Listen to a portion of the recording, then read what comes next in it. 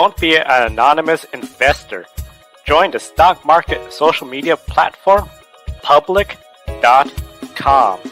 Invest any amount of money and share with friends and new friends.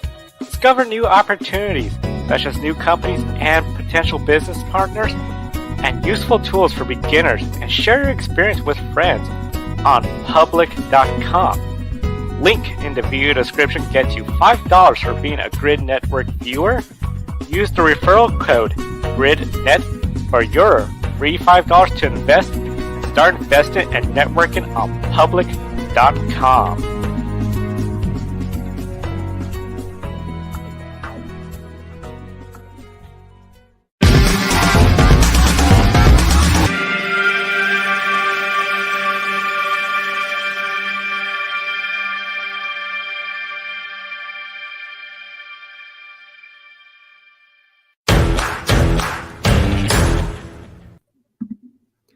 Hello, everyone. Welcome back to Grid Live Encore. I'm Ben Schneider alongside Kobe Lambeth from the Podium Finish. Brandon Crossland, Casey Campbell, and Josh Birch are all off tonight, but the show must go on. We're very thankful to have Kobe filling in for us. Kobe, how are you doing tonight? I'm doing great, Ben. And in case you're wondering what I've been up to today, I've been watching that video game move by Ross Chastain on loop all day long. I'm not gonna tell you all how many times I watched it. I don't even know myself, but it's been an unhealthy number. I just keep watching it over and over again. It's because I can't believe that he made it work. He actually made it work. There's like a 1 in a million chance you're gonna make that work. If Ross Chastain's in a similar position in 2023 and he needs to make the same move, I guarantee you it's probably not gonna work. That was probably just a one-time thing. Well, we'll see. I actually saw a tweet from Joey Stone, I believe it was, that said, the Motorsports Games team or the NASCAR Heat team, I forget which video game exactly it was he was talking about, but they actually coded a glitch in to the Martinsville wall to prevent video game players from doing that. So I don't even know if video game move, I mean, maybe back in the 2005 Chase for the Cup days, like Ross himself was talking about, it would be an accurate description then, but still an absolutely crazy move. And I actually, before we get into the show, I do want to just take a short moment here to clarify some of the things that I said on yesterday's wrap-up show. I reposted that clip of the show to my own channel, as I usually do with some of the highlights from these shows here. I've been getting some comments that I think are just kind of, taking, what I say and running with it in a different direction than I intended here. And, or maybe they're seeing the title of my video and opening up the conversation here and assuming that I've got an opinion that I don't have. I want to be very clear here. I had no problem with Ross Chastain on a personal level here or anything like that. I didn't launch like a personal attack or anything. I didn't say like this is a black eye on the sport or this is the worst possible thing he could have done or, say that Denny Hamlin deserves that spot in the championship 4 over him. I did just the opposite. I said more power to Ross Chastain. That was an epic, unbelievable 1,000 IQ move that he pulled off and he made it work. More power to him. All I was trying to do was say, we can look at that in the moment and be amazed by what we saw, as I think we all were. The jaws were on the ground. We were absolutely speechless. But at the same time, there is a gate there. There is a car issue with this next-gen car that is putting the drivers at risk in terms of safety. Like, we have to take these things into consideration, I think. And we also have to consider the can of worms that this opens now. Are other drivers going to try to replicate that now that they've seen that clearly it's possible? Ross Chastain pulled it off. It's clearly possible now.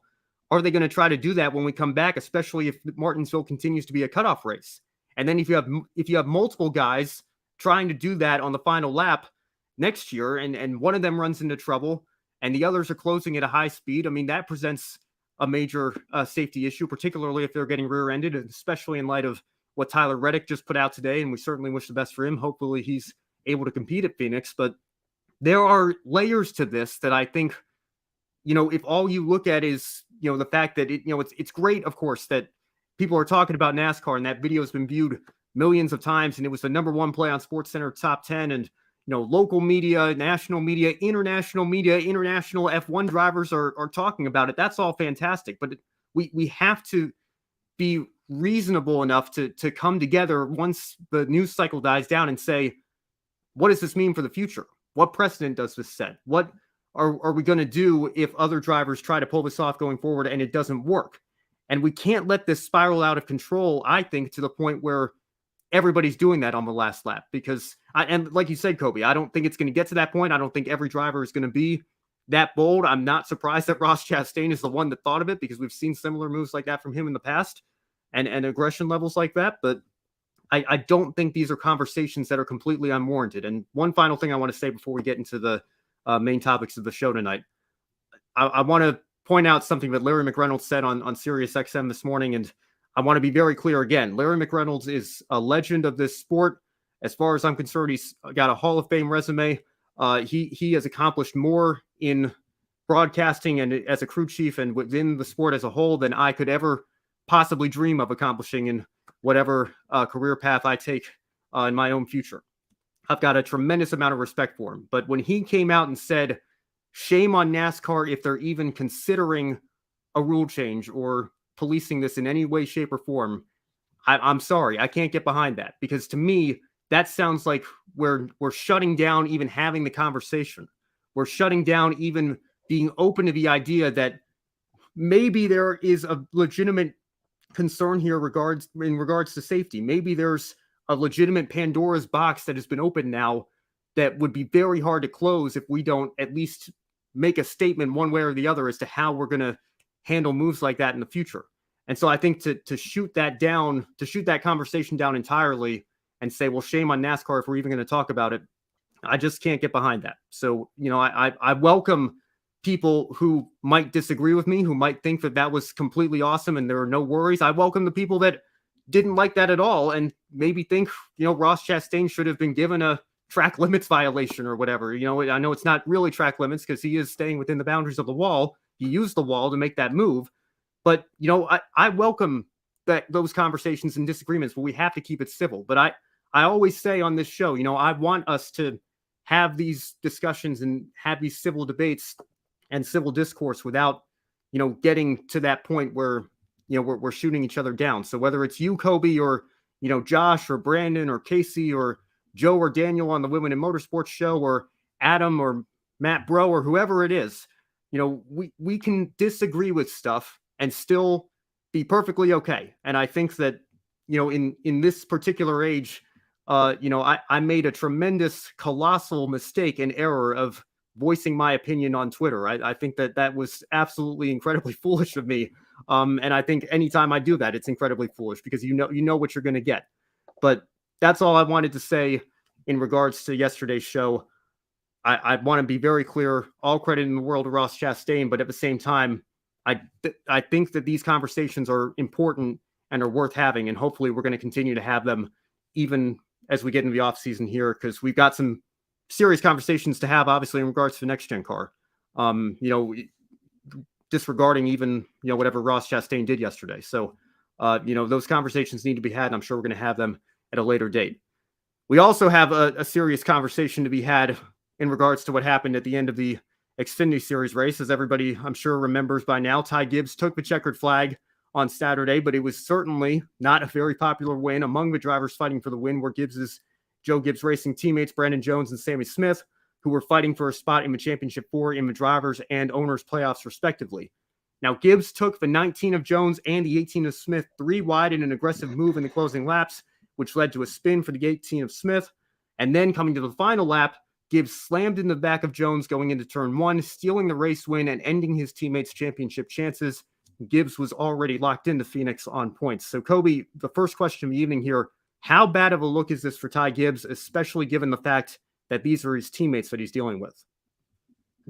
Well, Ben, it was a terrible look. There's no sugarcoating it. As Noah Gregson perfectly said, not Joe Gibbs Racing, Ty Gibbs Racing. I think he put that as perfect as anyone could put it, because Ty Gibbs was really just thinking of himself in the moment. And as you said, he was already locked in the Phoenix on points. He took Brandon Jones and Sammy Smith 3 wide there, which led to Sammy Smith spinning out. He could have had the 18 there in the Owners' Championship. And then obviously what he did on the final lap there to Brandon Jones, totally uncalled for.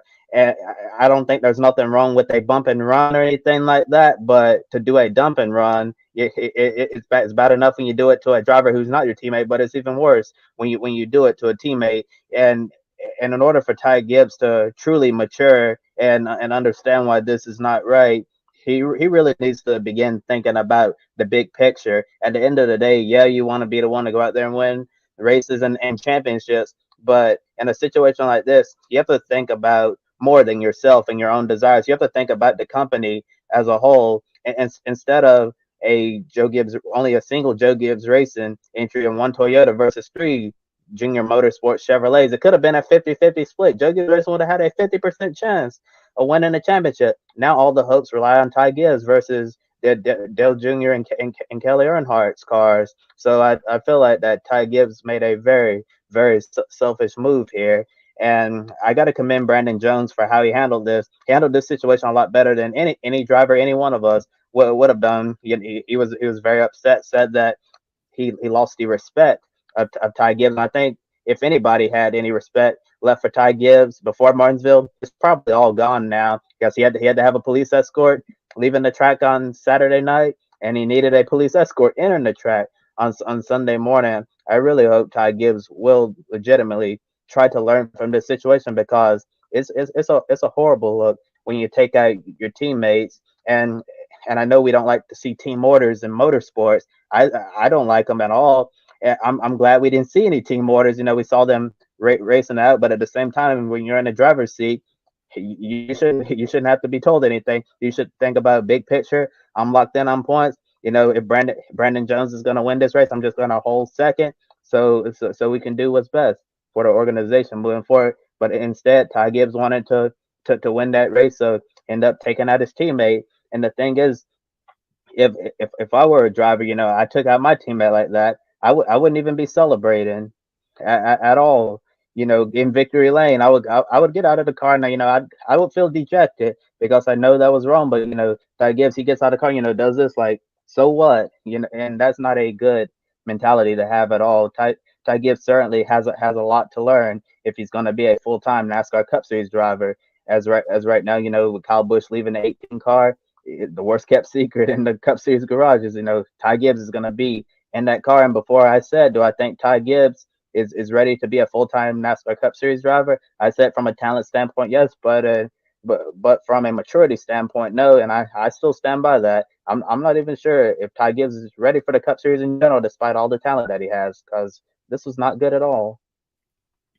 No, it was not, and I completely agree with that. I think Ty's talent is, unquestioned at this point. He has earned the right to be in those discussions for a Cup Series seat based on his talent alone. But when you look at the maturity level, it's laughable to me when he says, like, I didn't really mean to turn Brandon around. Like, I mean, he slammed into him going into the corner before they even got to the corner. I mean, if he had really just meant to shove him up the track or whatever and didn't mean to turn him around, he would have gotten out of the car and would have given a much more sincere apology there if that had been an honest mistake. I think that it's very difficult for anybody to take that seriously when he says that. I see Adam's here in the chat room saying he agrees with you, Kobe, 110%, as do I. And honestly, I've never really talked about this on the air. I tend to live out my faith a little bit more privately than Ty Gibbs does, but I do share Ty Gibbs's faith. And I think that it's great that he, gives credit to his Lord and Savior after every win, and seems to have a very deep faith base for himself. But to me, it's very hypocritical when he talks about his faith and then turns around and, is clearly willing to, do controversial things on the track. Or, the last time we were at Martinsville, he got into that pit road scuffle with Sam Mayer. It's not the first time that he's made enemies out there, and to, turn around and try to, justify it with, there was that comment that he made on Sirius XM again, saying Jesus was hated first and among all the people. And, I think the quote was taken out of context a little bit by some, but you could certainly read that and think that, Ty Gibbs is comparing himself to Jesus Christ. I mean, it's very troubling to me that he would try to use that as a defense for something that I think is, again, while maybe not as dangerous as what Bubba Wallace did to Kyle Larson just a couple of weeks ago at Las Vegas. Obviously the speeds are slower and everything. It's still pretty indefensible in my opinion, especially when you're talking about a teammate. And that doesn't even get into the whole points situation that we were talking about here, because Ty was already locked in on points. He was going to be in the championship 4 no matter what. And, you bring up another good point as well, Kobe. I'm not a fan of team orders either. And I know we just talked on this show last week about the ThorSport truck teammates and them, maybe or maybe not laying over for Ben Rhodes with Christian Eckes and Matt Craft. And maybe they could have tried a little bit harder to get around him, but Ben was fighting for a championship 4 spot. So I have no problem with Ty Gibbs racing for the win. In fact, I welcome Ty Gibbs racing for the win and trying to beat his teammates, regardless of, whether or not they're trying to clinch a championship 4 spot. I wouldn't have been a fan if Gibbs had gotten on the radio and said, like, we got to make sure the 19 wins this race or the 18 wins for the owners championship or whatever. I wouldn't have been a fan of that, but there needs to be a medium between team orders and Ty Gibbs saying, screw it. I don't care if it's a teammate. I don't care if, Brandon Jones is going to Junior Motorsports next year and he's only my teammate for one more race. To do what he did, I think definitely crossed the line. And I think, I'm absolutely with you, Kobe, as well. He completely lost the respect of a lot of people on Saturday. And I think it's going to be very hard for him to earn that respect back. And when he gets into that 18 car next year, you better believe the Cup drivers aren't going to put up with that at all. I think the Xfinity drivers certainly are tired enough of it already.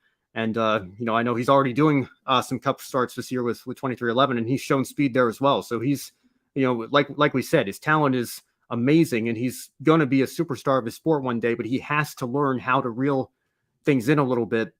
And when those things happen and when those incidents happen, you can't get out of your car and put your hands up and show little to no remorse for it, because it's certainly not a good look at all. And you mentioned Ty Gibbs in the Cup Series with 2311 Racing, and he's also showing immaturity there. You remember what happened on pit road at Texas with Ty Dillon? So he already has a strike against him there. And if Ty Gibbs had hit Ty Dillon a lot harder, that could have potentially injured somebody on pit road, and that was also a really bad look for him. See, we got a question right here in the chat room saying, what if Ty Gibbs does that in the Cup Series? And I'll let you know right now, those Cup veterans are not going to put up with that at all. That's if Ty Gibbs thinks he can get away with that at the Cup level, he's sadly mistaken, because those veterans like Kevin Harvick, they're not going to accept that type. The Brad Keselowskis of the world, they're really not going to like that at all. And at some point, Ty Gibbs is going to mess with the wrong person. It's not going to be like the fight he had in the Martinsville spring race with Sam Mayer, where he, I guess, got the upper hand because Mayer ended up with a black eye. He's going to mess with the wrong Cup driver, and they're going to teach him a lesson, and he's probably going to get a whooping, and he's going to be on the losing end of that one. Yeah, you're absolutely right. That's a great point you bring up with, Ty Dillon as well. That could have ended very badly. And, one other point I want to make here, and I think we'll get into this a little bit later on, because I know we're going to talk about the Championship 4 and the fact that AJ Allmendinger missed out on it and everything. My father is, not nearly into, the sport as I am. I wouldn't even know if I'd call him a casual fan. Like, he'll watch it if it's on, but he certainly hasn't followed it as closely as I have since I was a little kid and just starting to get into it.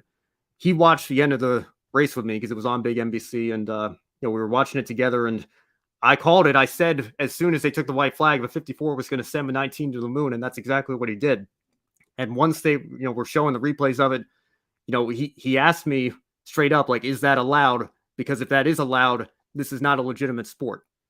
Now, I get that, some people might be entertained by the chaos that we're seeing, and maybe that's what NASCAR is going for with the championship format that they have these days. But if that's the target audience, to bring in, people that don't watch the sport every week, but hear that there's this exciting championship battle and there's chaos going on at the finishes of these Martinsville races, and that's the reaction that they walk away with, that this is not a legitimate sport. If you spin out the leader, I'm taking the white flag, and end up getting to keep the checkered, that the sport's legitimacy is being questioned. I think that's not a win for anybody. And, I know, Kobe, you and I were talking in our own great group chat after the race that, at a local short track, if you did what Ty Gibbs did to Brandon Jones, they'd bump you to the last car in the lead lap, or they disqualify you, or, in in like an FIA sanctioned series, they give you a 5 or 10-second time penalty.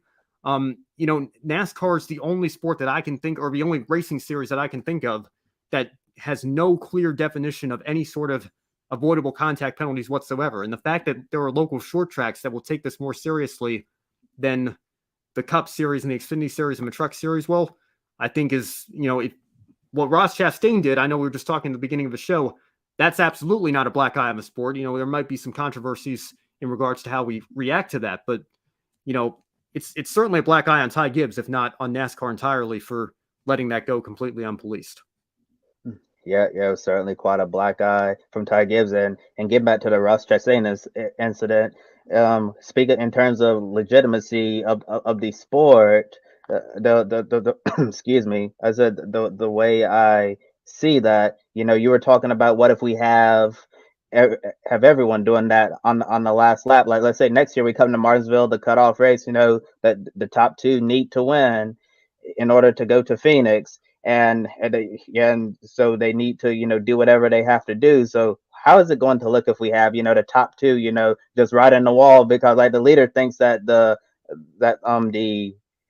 car behind who needs to also win to get in, be like, I'm going to ride the wall to block them from making that run. And then you see both of them riding the wall coming to the finish line. Like, how is that going to look for the sport? I think when you get to that point, that's where you can get closer to, drawing a black eye status. If you have the first car, second car, third place finisher, if you see them right on the wall, and then somebody's trying to, go from the bottom and dive bomb and try to pull a slide job at Martinsville, I think that's the point, where it becomes a complete circus.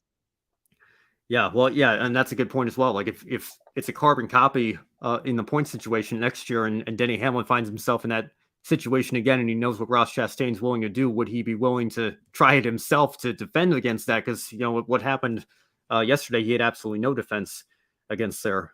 We have another comment from G1 NBC College Sports in the chat room here. Do you think the respect level that drivers have has gone out the window here? I'm not sure if you're referring to Ty Gibbs specifically or just generally speaking, but I think either way it certainly has. And I think that it's a common theme to come back to on this show. There's a generation of drivers that really doesn't know any different, and long gone are the days where most drivers are working on their own cars or have the responsibilities other than doing as much driving or working the simulator as they can.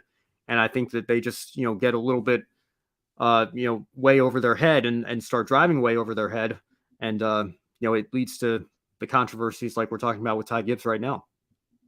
Yeah, and it's really sad, the current state of the culture that we're in with stock car racing. You see how they're driving in the NASCAR Camping World Truck Series now. Really erratic, no respect. We're right hooking people on the straights.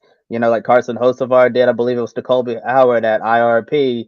Just a lot, and you hear drivers who come up from the Truck Series talk about the lack of respect that there is at that level, and it trickles all the way down to ARCA. You don't see it as nearly as much in Xfinity, but when you get to the Cup level and all of that, you see a lot of really erratic moves. And speaking NASCAR in general with the playoff format, that basically you're basically causing drivers to drive this way, because if it wasn't for this format, Ross Chastain wouldn't have pulled the video game move heard around the world.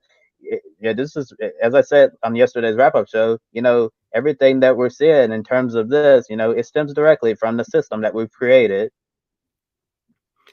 Absolutely. And on that note, in talking about respect, Ty Gibbs was not the only driver that had another competitor upset at him on Saturday night. Video from NBC showed Austin Hill punching Myatt Snider and knocking him to the ground on pit road.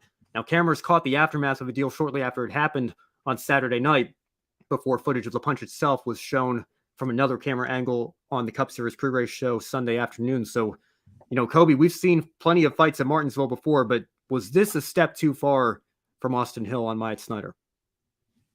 Wow, that's all I have to say. Austin Hill absolutely sucker punched him. I was really surprised. I had no idea that Austin Hill had that in him, but I know one thing's for sure. Any driver who has a conflict with Austin Hill in the future, that they may think twice before approaching him, because they know he's going to punch back. I was actually more concerned about Myatt Snider after the fact, because my when he what the video I saw online when he got up, it looked like he was like favoring his leg a little wobbly. So hopefully he's okay. But Austin Hill, I just can't believe that typically in these scuffles we see it's typically some pushing and shoving, some wrestling, and then somebody goes to the ground. But he really wiped this clock out. And it's just different seeing that because we don't typically see someone land a haymaker like that. Is usually just pushing and shoving, as I said, and nothing more than that. Sometimes the crew members get involved. I know that's another debate within itself. Sometimes we've seen people say that when the crew members start to get involved with the drivers as well, then the situation gets worse. While a lot of people feel like once somebody hits the ground, then the crew members intervene, and that's exactly what I saw here in the video that NBC shared with us on the pre-race show on Sunday. As soon as Austin Hill knocked Mike Snyder to the ground with that haymaker, then we saw the crews get involved to separate. And I felt like that was a perfect way to handle the mallet. And then the crews just getting into it, then it just spirals out of control and into something bigger. I know NASCAR plans to take a look at the Austin Hill incident and see and we'll see what they do about it. But as far as this been a step too far, I say if Mike Snyder suffered like an injury or something, then I think it was like way too far. I'm really legitimately concerned about Mike's condition because it was kind of concerning seeing how he got up and walking away the way that he did. Yeah, and Austin Hill is, a strong guy. Like, I mean, you look at the visual, like I'm with you. I mean, it's just, unbelievable seeing how, I mean, he absolutely knocked him to the ground. And, I always say, I think there's a difference between like putting your hands on somebody and shoving or trying to, have a conversation forcefully on pit road. But, to actually punch the guy in the head or whatever he did, I think it certainly borders on crossing a line at the very least. Again, it's tough to tell, the specifics from the angle that we had there, at least that I've seen. But judging from what we can from very far away, it looks pretty bad. And I hope NASCAR takes it seriously, and I certainly hope that that Myatt's doing okay because whatever happened there. I mean, we were also focused on what happened with the Gibbs teammates and the cutoff line battle for the playoffs. I'm still not exactly sure, where that disagreement came from, but obviously, Austin Hill was not too happy. So we'll see what comes of that. I'm sure NASCAR is going to take a look and have a decision for us soon enough here at some point this week. Now, in regards to the cut line and the battle for the playoffs, after struggling for grip all day and cutting a tire during a battle with Justin Allgaier, AJ Allmendinger missed the cutoff to get into the championship four. Now, this is despite the fact that Allmendinger had won the regular season championship, only has 5 finishes outside the top 10 all season, one of which was this weekend's race at Martinsville. And according to Racing Reference, in a straight-up full season points battle, he would have a 43-point advantage on Noah Gragson going into the final race, which would almost guarantee him the championship unless something were to go horribly wrong and Gragson were to have a great race himself. Kobe, do you have a problem with Allmendinger missing the championship four entirely based on the season that he's had? Oh, Ben, that is a really tough one to swallow. AJ Allmendinger has had such a strong season in the NASCAR Xfinity Series. AJ Allmendinger missing out on the championship four entirely. It would have been like, Kyle Larson last year, considering the season that he had. And Kyle Larson didn't win that championship in 2021. It would have been a really bad look. And I think that this is also not a good look for the Xfinity Series. AJ Allmendinger, who's had one of the strongest seasons of his racing career, and as he can finish in the points as fifth, he's not going to be able to go out there and compete for a championship. If AJ had advanced to the championship four, I think he would have had a legitimate shot to take home a championship and 43-point advantage and 40 right there if under the regular system, if he had that 43-point advantage, basically just start the race, score stage points, and then you're basically good and you're going to be the Xfinity Series champion. Now the only thing AJ can do is just try to have one good final race with his Xfinity program, because next year I'm moving back to the Cup Series full time. Yeah, well, and I know that people always throw this argument out there, and I'm hesitant to myself because I understand that in a non-playoff era, the racing would be different. Drivers would go on different strategies. They might not take certain risks. And, I want to be clear as well. I believe that this, chart that you see here on the right, that includes the 30-point penalty that Gregson got after his deal at Road America. Obviously, that's kind of erased when, well, not kind of, it is erased when you reset it for the playoffs and the actual standings, which you see there on the left. But, people always tell me all the time, I don't have to explain where I stand when it comes to the playoff system and everything. I am in favor of a full season championship.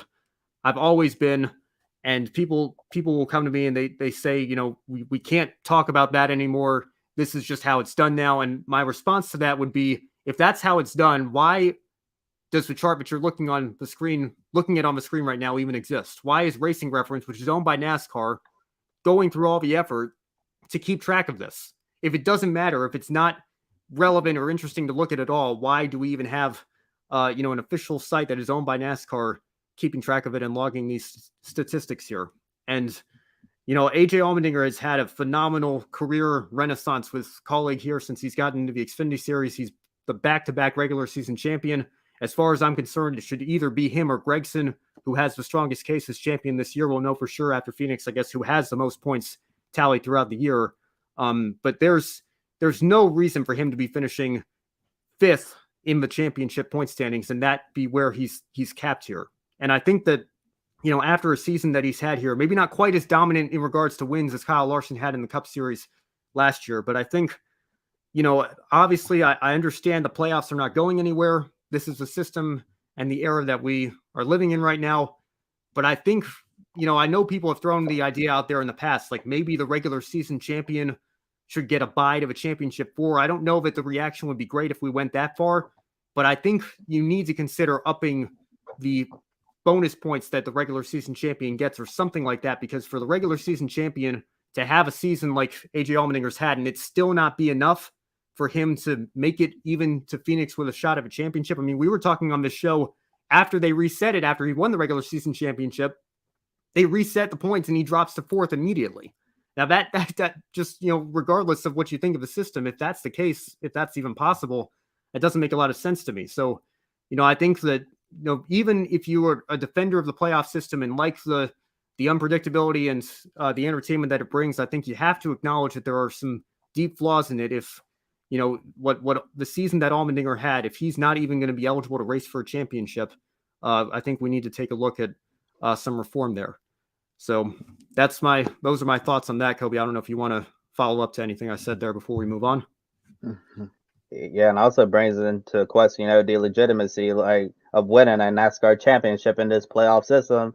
You could say, looking at the season AJ Allmendinger has, he would be a well-deserving champion this year in the NASCAR Xfinity Series. And this is, a repetitive conversation that we've had many times on this show. We've had it in the past, we're having it today, and we're probably going to be having it many times in the future. And I brought up previous program about Denny Hamlin being on Danica Patrick's pretty intense podcast. He's talking about he'd rather win 60 races, instead of winning a championship. And in the past, you win a NASCAR championship, you have truly done something. I think it's kind of telling, when drivers, I'd be like, I'd rather set a certain number of races I want to win, or I just want to win the Daytona 500. I want to win the Bristol Night Race. I want to win the Coke 600. Hey, I'll be satisfied if I don't win a championship. It's sad, that it seems like that winning a championship in NASCAR doesn't have the same prestige as it used to in the past. Well, Kevin Harvick got on Zoom after Martinsville in 2020, and again, that was another situation where he won a quarter of the races that year, and you look at his season, and there's no reason that he shouldn't at least have a shot at the championship. He doesn't make the championship 4, and he got on Zoom and said, the championship is kind of a bonus. I'd rather just go out and win races and run as strong as we can every week. And the fact that Harvick's a NASCAR champion himself coming out and saying that, I think is very telling. I think what Denny Hamlin said on Danica's podcast is also very telling. And, I want to bring up one final thing here before we move on.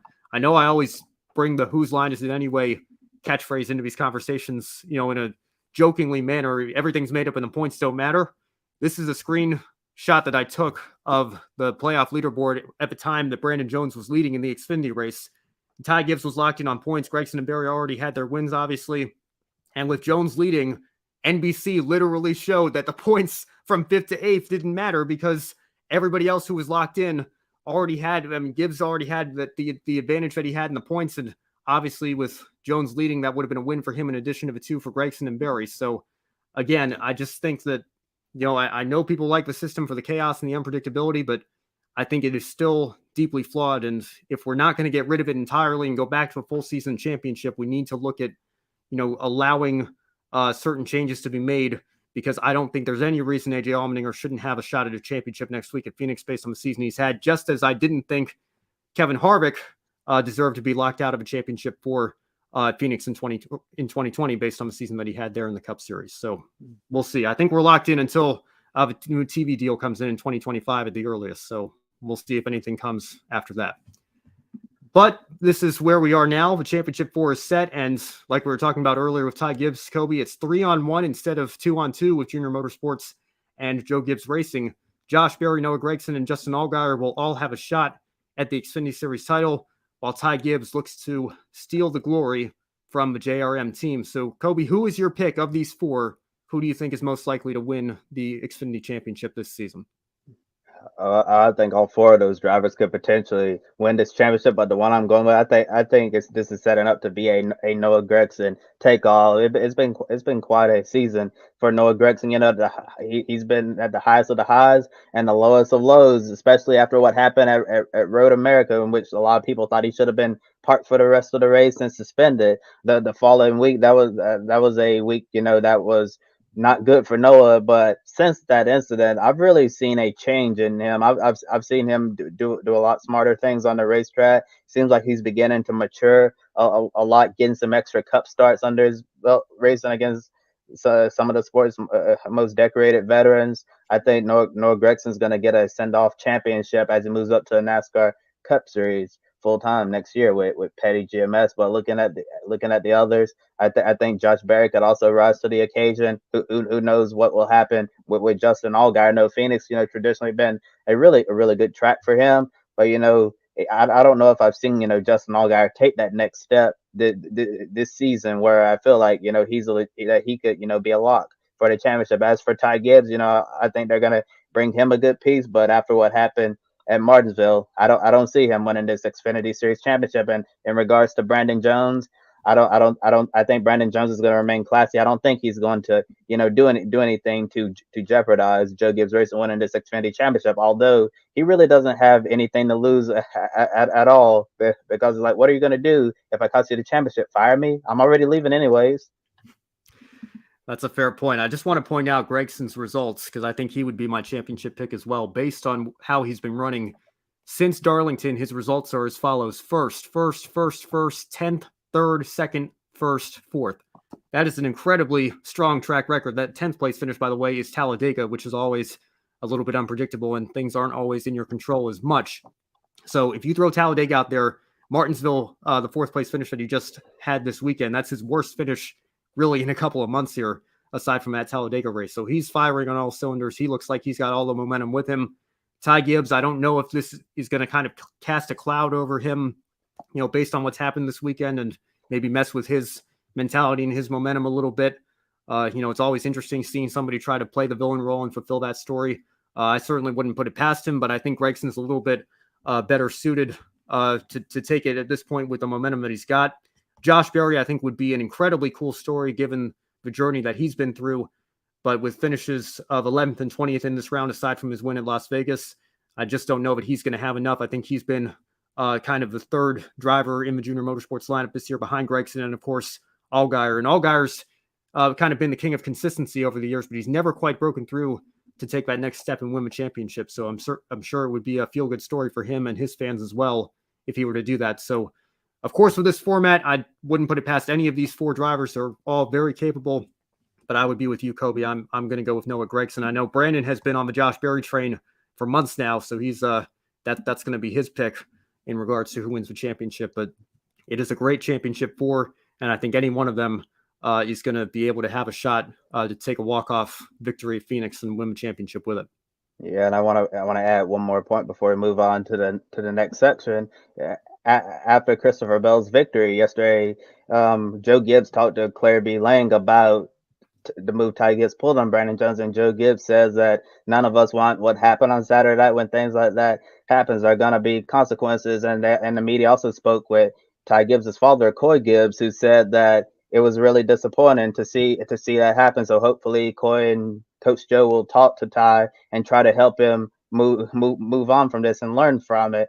Because as we've been saying, otherwise, he's going to find it very, very hard at the Cup Series level, because the Cup Series veterans are not going to let him get away with this. And, worst case scenario this weekend at Phoenix, Ty Gibbs is running second on the final lap, coming into the final set of corners, and he dumps somebody to win a championship. That would be another really, really bad look. Yeah, I agree. I think Ty's going to have to watch that. It looks like, Kobe, we might have lost you temporarily. I know we're having a little bit of trouble backstage. It looks like the picture's frozen. I'm not sure if you can still hear me here. Do you have me? Kobe, are you there? All right, it looks like we may have lost Kobe here for a second, but I'm going to just follow that up and say that, there were some, I saw those comments as well. And, I think that it's a very interesting situation what's happening at Joe Gibbs Racing right now. And, I think that people's opinions kind of the team entirely have been changed here. It reminds me of when, Kevin Harvick was leaving RCR. Ironically, that's where Kyle Busch is going to be headed next year. And the Dillon brothers were working their way up through the ranks. Austin was just about to come into the Cup Series. I think some, opinions were changing of RCR at that time. It's interesting to kind of see the same thing happening with Joe Gibbs here. Kobe, I don't know if you want to finish up your point there. I think you got most of the way through before you froze. I don't know if you had anything else to add before we move on. What was the last part you heard? It was, I think you got through Coach Gibbs's comments that he made, but I don't know if you, I don't know how far you got in explaining it. I was trying to think of a response, honestly, myself. So I forget exactly how far you got there, but I said, well, if you heard my response about Ty Gibbs, it would have been a bad look for him if he ends up running second at Phoenix and taking out somebody for the right. championship. That was the end of my point. So if you heard that, we're all good. All right, sounds good. Well, let's move on then to a series that we haven't covered on a weekly basis here on this show, but we have tried to show a little bit of love to them when they've been a companion date at a bigger racetrack or a track like Richmond or Martinsville here, where we're just at this weekend with the Cup Series and the Xfinity Series. Let's talk about the Whelen Modified Tour a little bit, and let's talk about a Cup Series regular, Corey LaJoie, who won the modified race on Thursday night in a field that included Ryan Newman, Doug Coby, Ryan Preece, and Hall of Famer Bobby Labonte. Now, this is LaJoie's first win in the Modified Tour, though he did win one race in the former Southern Modified Tour in 2010 at Atlanta, and it's his first NASCAR-sanctioned win of any kind since the K&N East race at New Hampshire in 2016. So, Kobe, I know you were following the Modified race a little bit this week. Even though it's just a win in the Modifieds, do you think this is something LaJoie can use as a confidence booster on the Cup Series side of things with Spire Motorsports heading into 2023? Absolutely. Anytime you win as a confidence booster, and I can also remind Corey LaJoie, I'm a good race car driver. You put me in the right equipment, I can get the job done.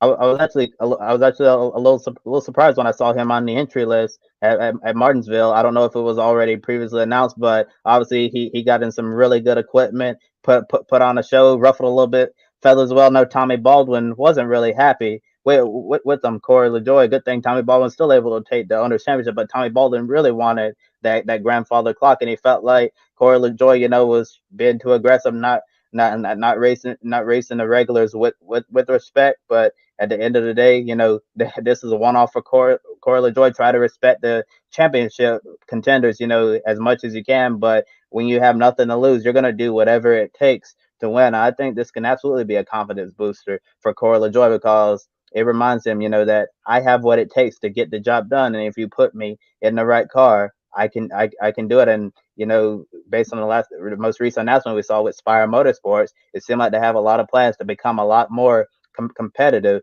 in the future, with Corey LaJoie returning full time next year and Ty Dillon in a number 77. It really seems like instead of shooting for top 30 in points, they hope they can make the leap and try to hopefully finish in the top 25 with the way Corey LaJoie has been running. The second half of the season, makes some minor improvements over the off season. I don't think that's outside of the possibility where we could see Corey LaJoie, finishing inside the top 20, maybe even a top 15 a lot more often.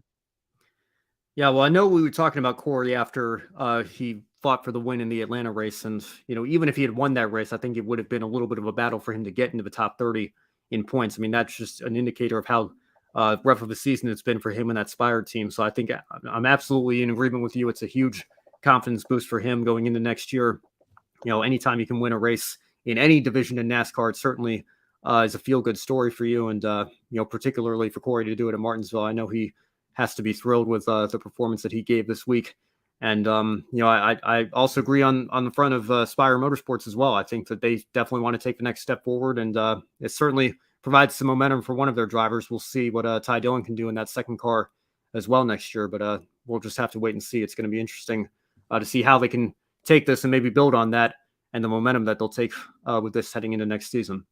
Now, as you mentioned, Kobe, we had some battles for the championship as well, because this was the season finale for the Modified Tour. John McKennedy took the championship, but it was not as easy as he would have liked. As you mentioned, Kobe, there was a little bit of controversy with the battle for the lead with Corey LaJoie. With less than 10 laps remaining, McKennedy was involved in an accident while he was fighting for the lead. That sent him to the back of the lead lap. However, he was able to salvage a 12th place finish out of it, which was enough to clinch the Drivers' Championship. As you mentioned, Tommy Baldwin Racing's number 17 took the Owners' Championship.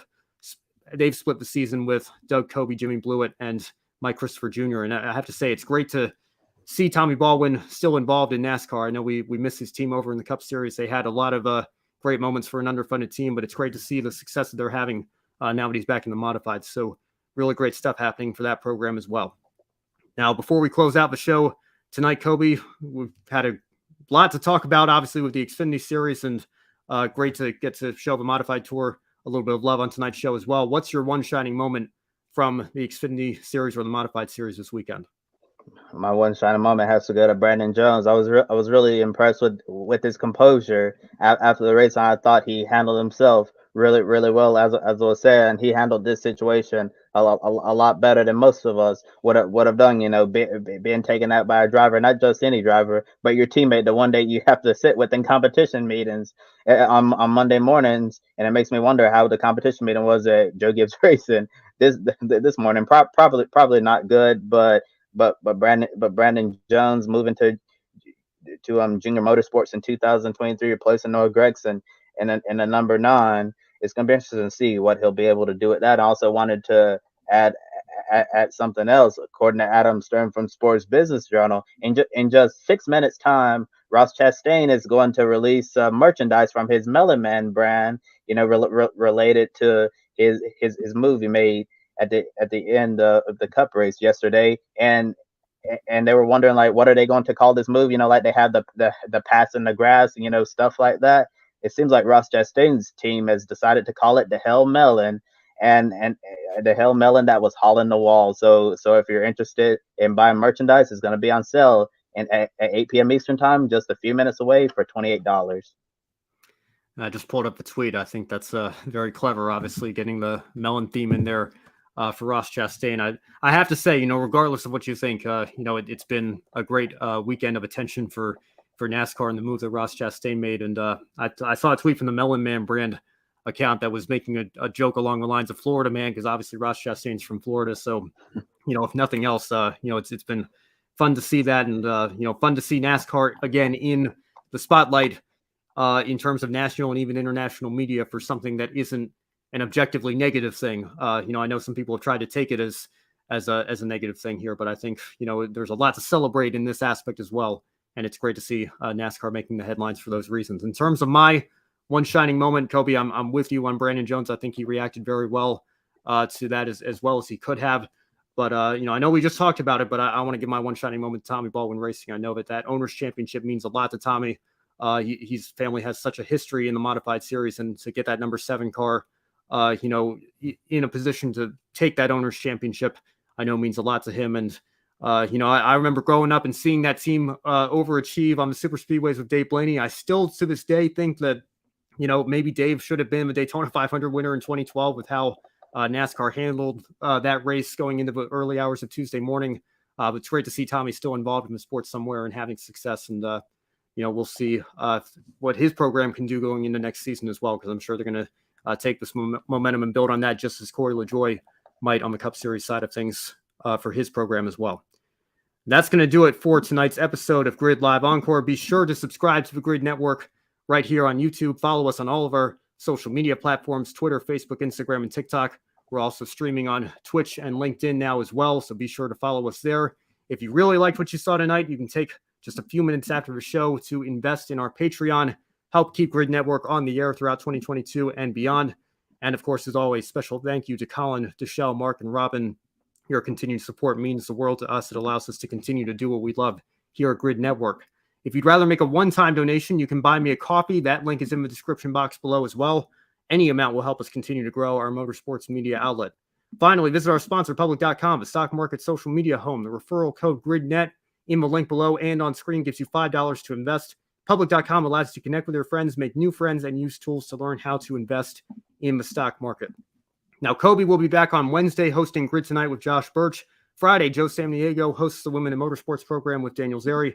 And of course, you can stay tuned for more Grid Live coverage throughout this weekend, as always, as we head into championship weekend on the NASCAR side of things. Kobe, do you have any final thoughts before we sign off for this evening? Bring on Phoenix. Looking forward to the final weekend of the 2022 NASCAR season. We'll be covering the Truck Finale, Xfinity Finale, Cup Series Finale, especially the ARCA West Finale, which is happening on a Friday afternoon, which is kind of weird. I know there's been some criticism about that. Kind of strange to have a race, in the middle of the day on Friday. But I guess that's just the way things work. And as in regards to the Wednesday show, Grid Tonight, I'm sure we already briefly mentioned Tyler Reddick put out a statement about his health. If we have any update on Tyler Reddick's health by Wednesday, we'll be sure to talk about it on Grid Tonight. I'm glad you mentioned the ARCA West race. I have to say, I'm pretty disappointed that Frankie Muniz is not on the entry list. We'll see if any deal comes together last minute, but I know he was talking about being excited to run the West Series race at Phoenix and hopefully build on something for 2023. I was looking forward to seeing him because I think that's another incredible story, not just for him, but I think it would be huge for the ARCA Series as well. So hopefully he can put something together for that season. I know he tested at Daytona earlier this year and was hoping to run this race, but we don't see him on the entry list, which is a bit of a disappointment. But even with the championship locked up, we're going to be covering the West Finale right here on Encore as always. And there are plenty of storylines, so make sure you stay tuned to that if you can. Again, I know the timing is a little bit weird being on a Friday afternoon, but still encourage you all to try to catch that if you can. For Kobe Lambert from the Podium Finish, I'm Ben Schneider. Thank you all so much for watching. We'll see you next time right here on Grid Network. Don't be an anonymous investor. Join the stock market social media platform, Public.com. Invest any amount of money and share with friends and new friends. Discover new opportunities, such as new companies and potential business partners, and useful tools for beginners, and share your experience with friends on Public.com. Link in the video description gets you $5 for being a Grid Network viewer. Use the referral code GRIDNET for your free $5 to invest. Start investing and networking on Public.com.